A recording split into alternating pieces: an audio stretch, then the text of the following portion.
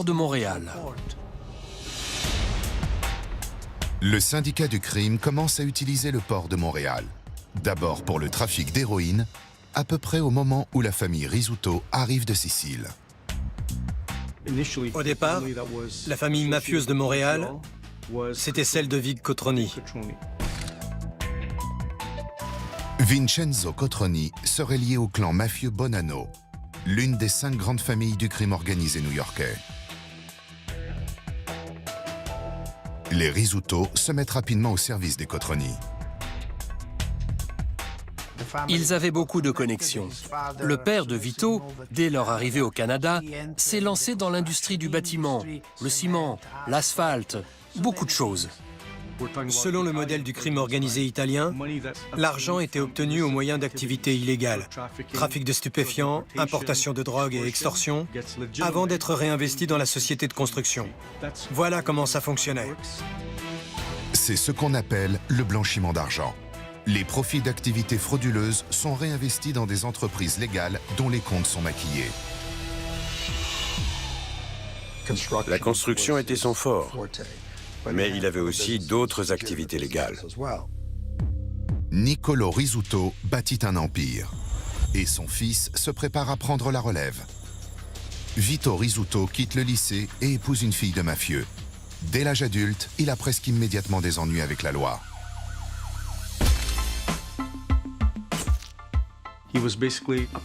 Il avait contribué à allumer un incendie criminel avec son beau-frère.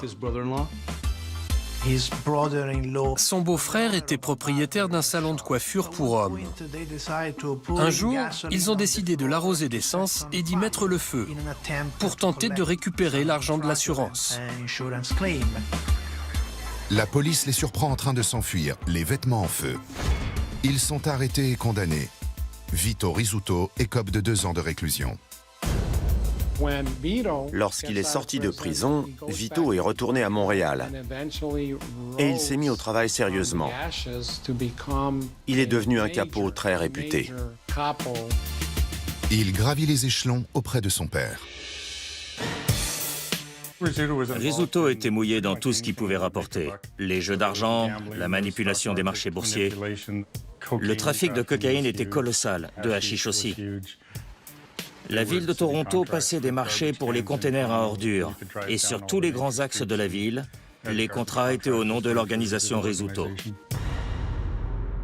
La drogue voyage vers le sud et l'argent coule à flot. Mais des dissensions apparaissent au sein de la mafia montréalaise. Une guerre a éclaté entre les familles mafieuses canadiennes. Les Rizzuto étaient allés en Amérique du Sud, au Venezuela, pour renforcer les itinéraires du narcotrafic. Quand le moment de rentrer au Canada est arrivé, le père de Vito a décimé une génération entière d'un clan rival. Il s'agit de la famille Violi, qui à l'époque travaille pour le parrain Vincenzo Cotroni.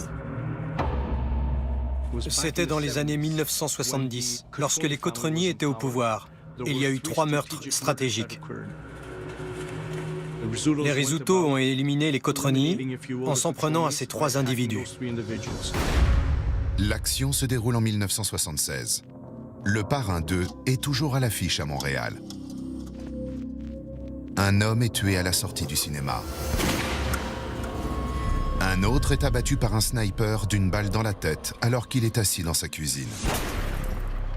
Ça a été un tournant à Montréal. Le pouvoir allait changer de main. Le père de Vito leur a tous réglé leurs comptes. Vito en a profité pour s'élever. Peu de temps après, son père l'envoie représenter la famille lors d'un mariage à New York. En 1980, même l'agent sous couverture qui a infiltré le clan Bonanno entend parler de Vito Rizzuto.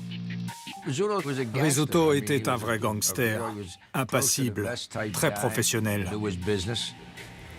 Et s'il est à New York, c'est en réalité pour commettre un meurtre.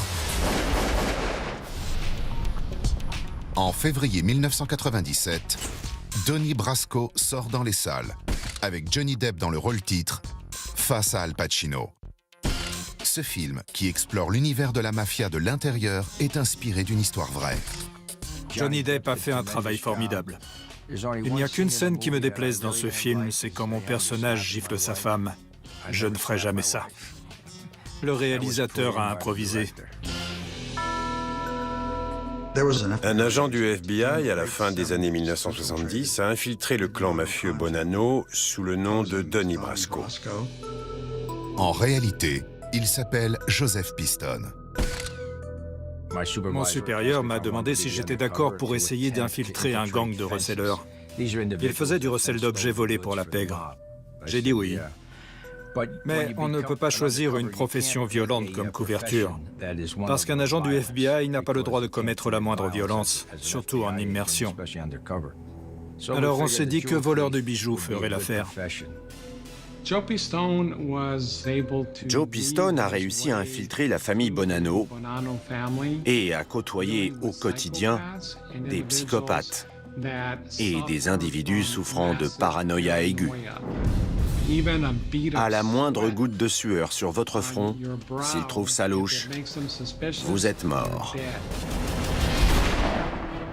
Tout le monde ne peut pas travailler sous couverture. Beaucoup de gens pensent qu'il faut être bon acteur. Mais les mafieux ont un sixième sens. Et quand on fait semblant, ils le sentent. En restant soi-même et en se comportant normalement, voilà comment on se fait accepter.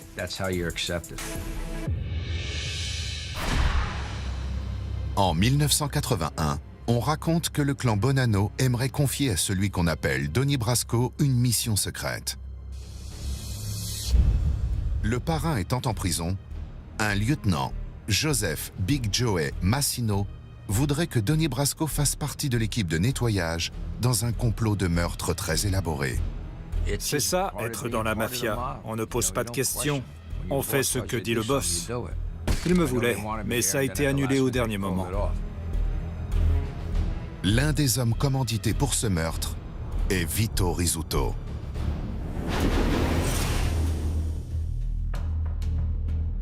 Le père de Vito Rizzuto était le mafieux le plus puissant du Canada à l'époque. Il était évident que Vito ferait ce qu'on lui demanderait. Le 5 mai 1981, des agents du FBI surveillent une voiture pleine de gangsters en route vers un club de Brooklyn. Le plus fou, c'est que plusieurs sources nous ont donné leur nom.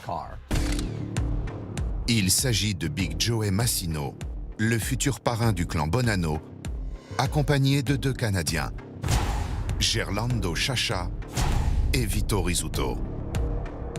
Ils se rendaient sur le lieu du meurtre, au 6709, 13e avenue, à Dyker Heights, New York.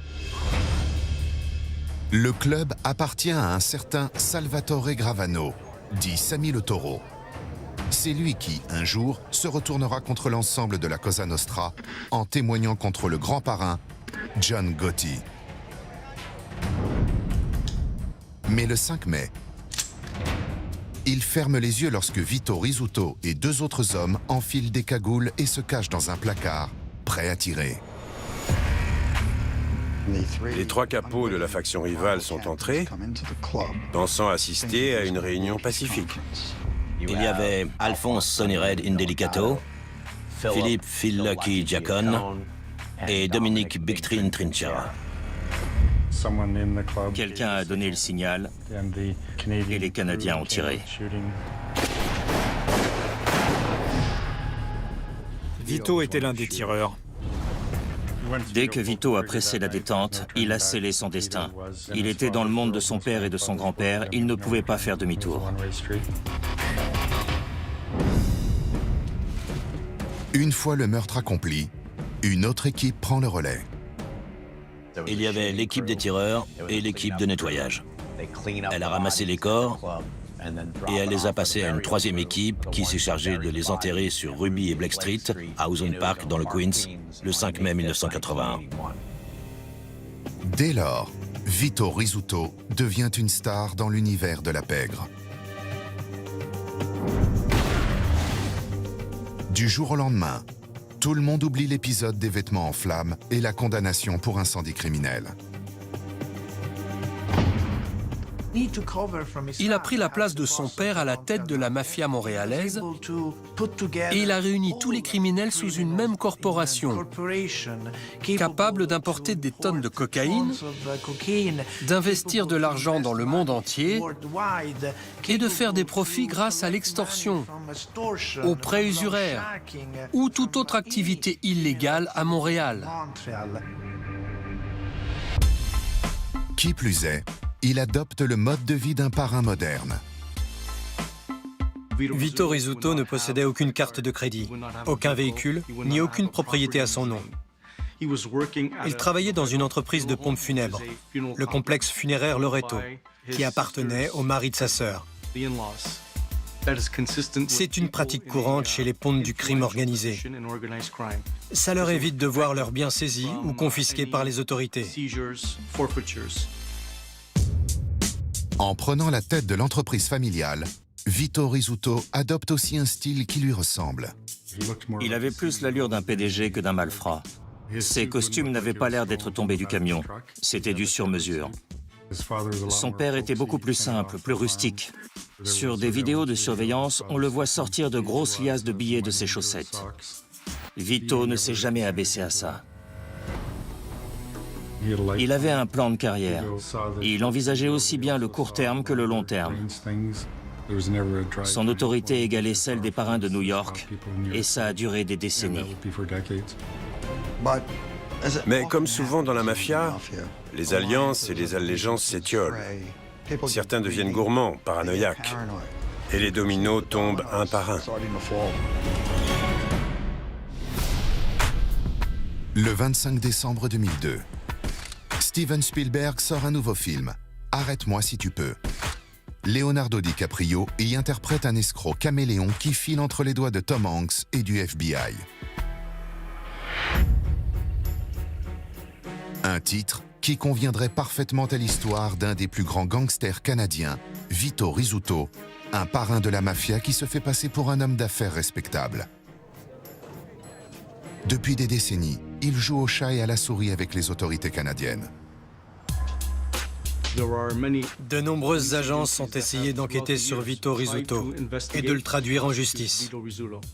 La Gendarmerie royale du Canada, la Police nationale québécoise, la Sûreté du Québec et d'autres agences municipales comme la mienne, le service de police de la ville de Montréal. Mais il n'a jamais été reconnu coupable de rien.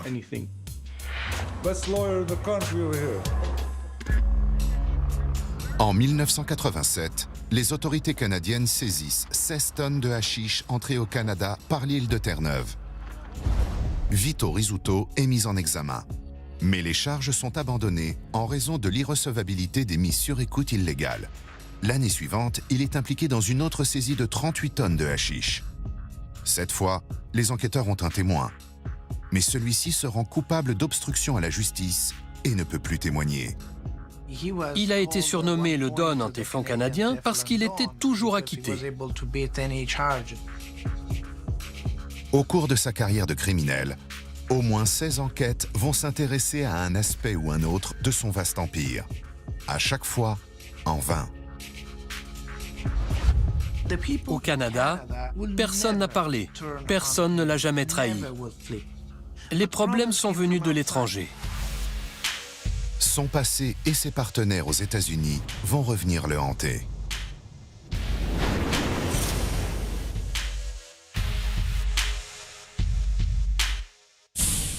Le 29 juillet 1981, Joe Piston est sorti d'immersion.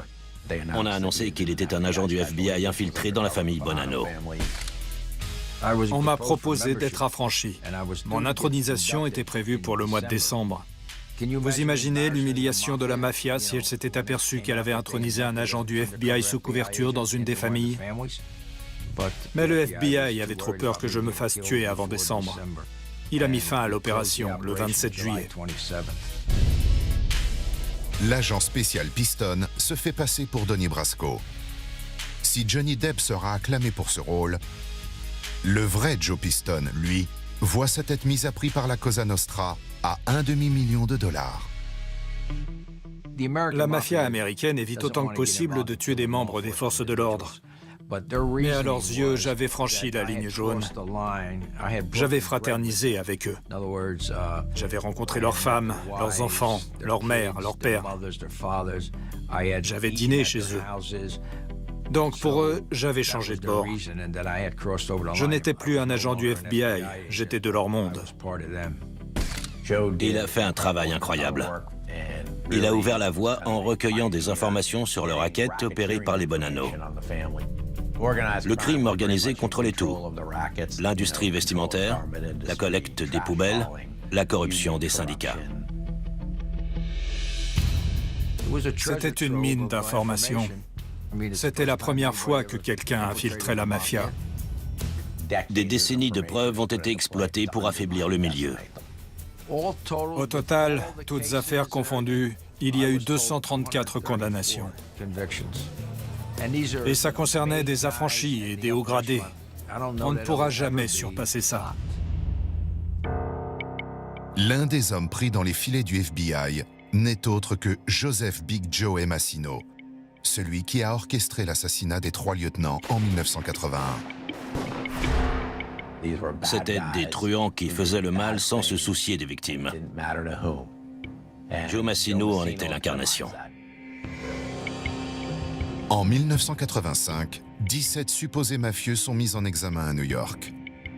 Big Joe Massino et 10 autres gangsters sont inculpés de racket syndicales. On les accuse de contrôler un local des Teamsters, le syndicat des routiers américains.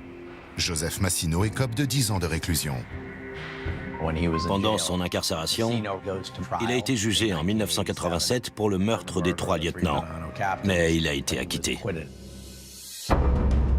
Au lieu de finir ses jours en prison, Big Joe Massino est promu parrain du clan Bonanno dès sa libération. Il reprend son partenariat avec son homologue canadien Vito Rizzuto. Mais le FBI refuse d'abandonner ce qu'il sait sur l'affaire du triple homicide. Dans les années 2000, le FBI a monté des dossiers contre Massino en inspectant les affaires auxquelles se livraient ses associés. Les enquêteurs ont réussi à suivre les transactions et ils ont fait pression grâce au fisc. Ça n'avait rien de glamour. C'était de l'expertise judiciaire comptable. Ils l'ont eu grâce à des comptables et des colonnes de chiffres. Joe Massino était le dernier Don, le dernier parrain des 5 grandes familles new-yorkaises à ne pas être en prison. Les journaux racontaient qu'il était le dernier intouchable. Ça n'a fait que nous motiver davantage à le faire tomber pour ses crimes. En 2003, Joseph Massino est à nouveau mis en examen dans une gigantesque affaire de racket et de meurtre. Salvatore Vitale a aussi été mis en examen. Salvatore Vitale est le sous-chef et le beau-frère de Joseph Massino. Je représentais Salvatore et un jour, je suis allé au Metropolitan Correctional Center de Manhattan pour le voir, mais il n'y était plus. J'ai appelé le bureau du procureur fédéral. On m'a répondu qu'il avait décidé de coopérer avec le gouvernement et qu'on lui avait attribué un nouvel avocat. Je ne lui ai jamais reparlé et je ne l'ai jamais revu. Le clan Bonanno était le dernier des 5 familles à voir un de ses membres le trahir. Les Bonanno étaient considérés comme les plus solides et les plus résistants aux méthodes d'investigation fédérale, jusqu'à cette affaire.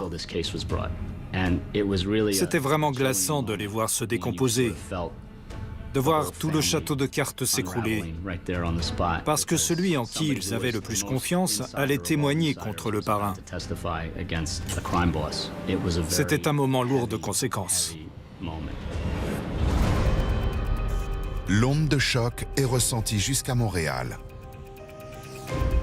Le problème de Vito, c'était que Sal Vitale était son acolyte, le jour où ils ont assassiné les 3 lieutenants. Salvatore Vitale avoue au gouvernement américain qu'il a participé à une embuscade visant à éliminer 3 capots en 1981 et que l'un de ses complices est devenu aujourd'hui le plus grand chef mafieux du Canada. Les pièces du puzzle se sont mises en place. Le meurtre des 3 lieutenants était l'une des charges les plus détaillées retenues contre Massino. C'est aussi l'une des plus accablantes. Le chef mafieux Joseph Big Joe Massino a été reconnu coupable de meurtre, d'extorsion et de racket. Peu après le verdict, un marshal est venu me dire « Jeff, Monsieur Massino veut te parler. » L'agent spécial rencontre le mafieux en présence du juge. Le juge Garofis a dit « Monsieur Massino, vous avez demandé à parler à l'agent Salette. Que vouliez-vous lui dire ?» Massino a dit « J'aimerais coopérer, monsieur le juge. »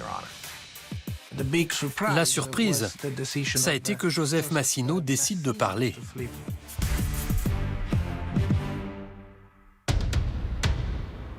Il commence par communiquer aux autorités le lieu où les corps sont enterrés. Dans le cadre de sa coopération, Massino a dit aux fédéraux « Vous n'avez pas creusé assez profond pour le meurtre des 3 capots. » Alors en 2004, le FBI a repris les fouilles et les 2 autres corps ont été retrouvés.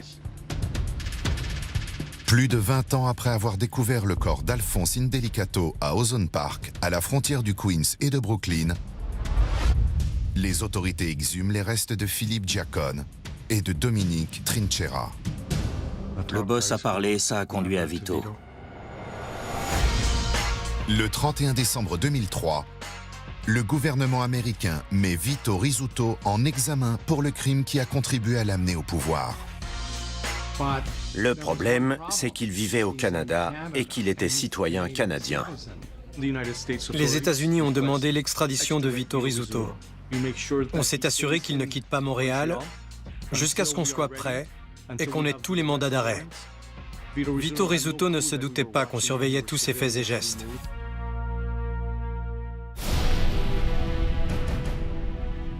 En 2004, l'empire du plus grand gangster canadien est ébranlé lorsque celui-ci est placé en détention. Apparemment, au cours d'une conversation interceptée en prison, Vito Rizzuto s'est comparé à Jules César.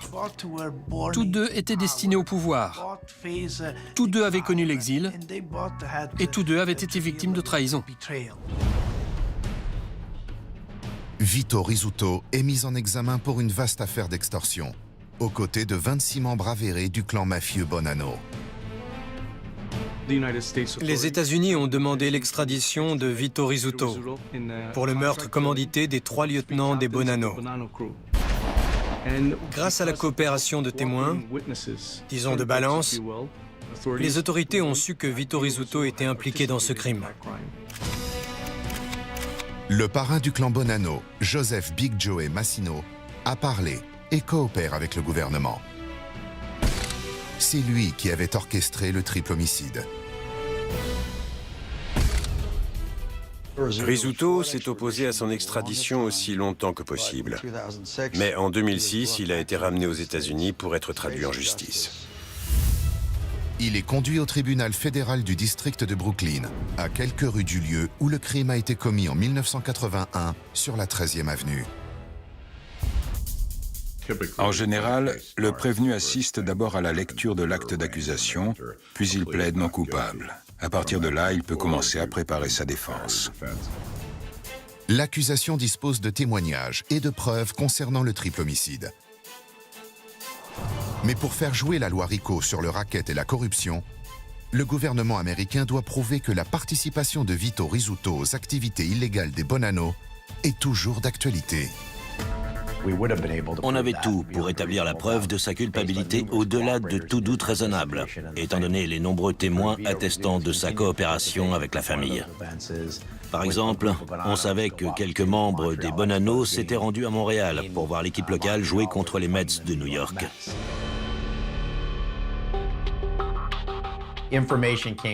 On a appris que l'avocat de Rizzuto lui a dit « Tu vas perdre ».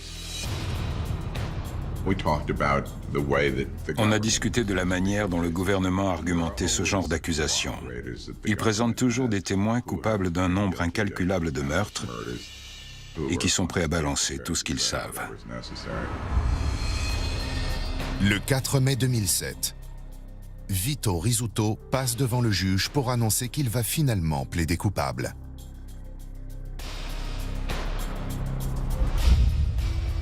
La peine légale est la réclusion à perpétuité sans libération conditionnelle.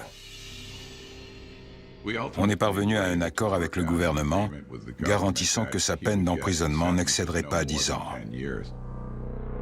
C'est un choix qui ne demande pas grande réflexion, même quand on est innocent.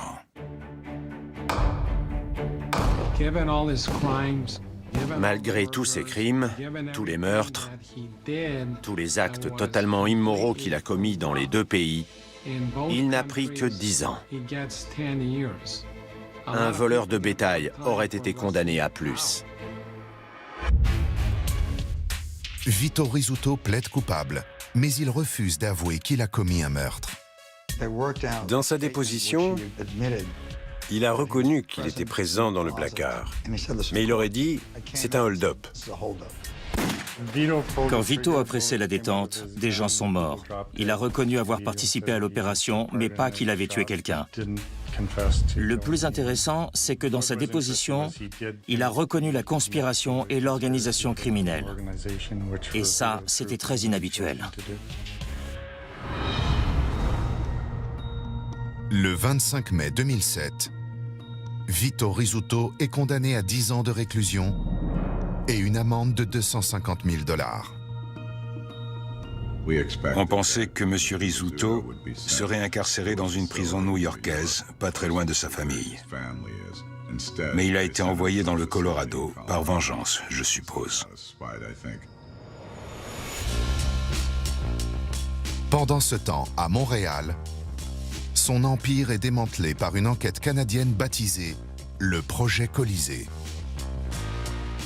Suite à l'arrestation de Vito Rizzuto, de nombreux membres de son cercle intime ont été écroués, mis en examen et condamnés. Le projet Colisée, à l'initiative de la Gendarmerie royale du Canada, nous a permis d'établir un lien entre des projets de construction à Montréal et le crime organisé. Les forces de l'ordre ne sont pas les seules à agir.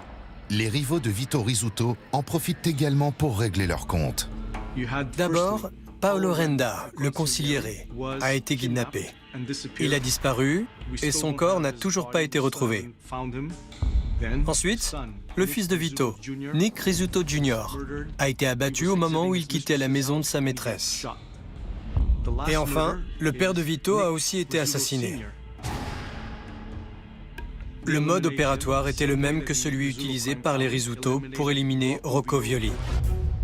L'affaire Violi s'est déroulée pendant la guerre entre les Rizzuto et la famille Cotroni, alors à la tête de la mafia canadienne. Rocco Violi travaillait pour les Cotroni.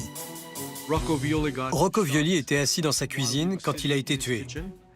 Et étrangement, Nick Rizzuto Sr. a été assassiné dans les mêmes circonstances des années plus tard.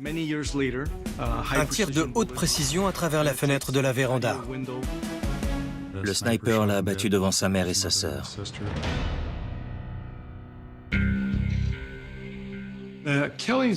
L'assassinat des proches de Vito Rizzuto pendant son incarcération était un règlement de compte.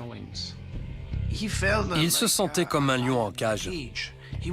Ça le rendait fou. Mais il ne pouvait rien faire.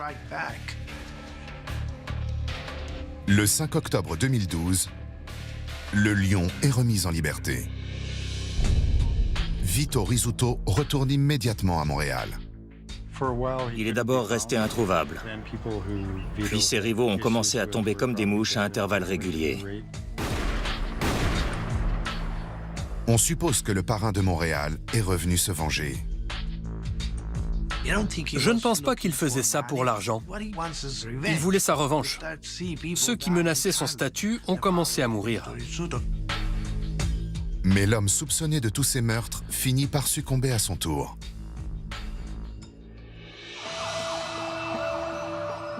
Vito Rizzuto est décédé quelques jours avant Noël en 2013. Il était sorti boire des verres avec des amis, il était de bonne humeur et apparemment en parfaite santé. Mais à 6 heures du matin, il était mort.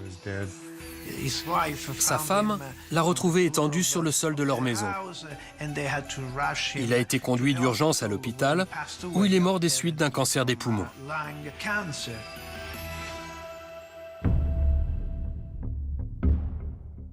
Je doute qu'il soit mort de cause naturelle.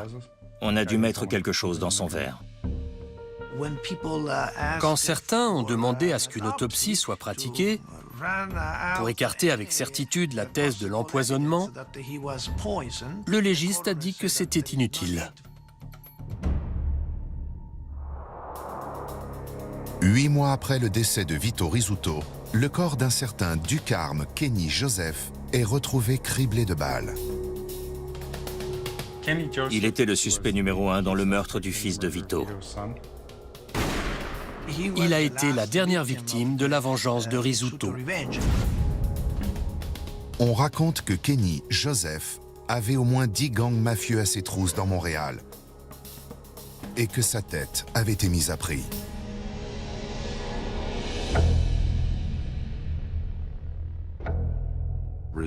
L'empire de Vito Rizzuto était bâti sur la trahison, la destruction et la manipulation.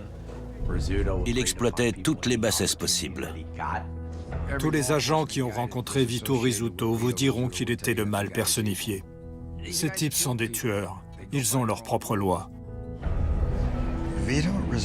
Vito Rizzuto restera l'un des chefs mafieux les plus puissants du Canada. Chacun sait que le crime organisé est un univers de requins. Un ami cache souvent le pire des ennemis. Rizzuto en a fait l'expérience à la fin. Et voilà comment ça s'est terminé.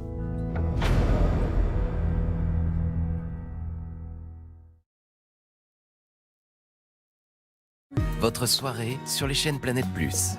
Sur Planète Plus, Crime Investigation. Sur Planète Plus, Aventure Expérience. Bonne soirée sur les chaînes Planète Plus. Les gens me demandaient, vous connaissez les Harvey Hustlers?